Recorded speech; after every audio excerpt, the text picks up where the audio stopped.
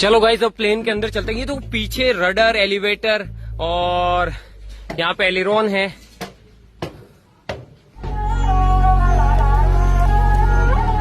भाई यहाँ पे तो प्लेन के अंदर पूरा रेस्टोरेंट वगैरह बन रखा है, ये देखो। और ये तो बहुत बड़ा प्लेन लग रहा है यार, ये देखो गाइस कितना बड़ा है।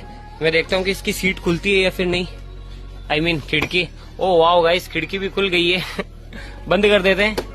यहाँ पे देखो गाइस काफी सीटें वगैरह है, बहुत सारी चीजें हैं यार। गाइस यहाँ पे कुछ है, क्या हो रहा है यहाँ पे? मैं कितना हॉट हूँ वो दिखा रहा है। हाँ मैं कितना हॉट हूँ वो दिखा रहा है। अच्छा, तो कितना हॉट है वो दिखा रहा है। गाइस मैं कितना हॉट हूँ मैं भी देखता हूँ। गाइस मैं तो कूल हूँ, मैं कूल हूँ गाइस, ये हॉट है। गाइस और आगे चलते हैं। प्लेन को पूरा कैफे बना रखा है यहाँ पे गाइस, ये देखो।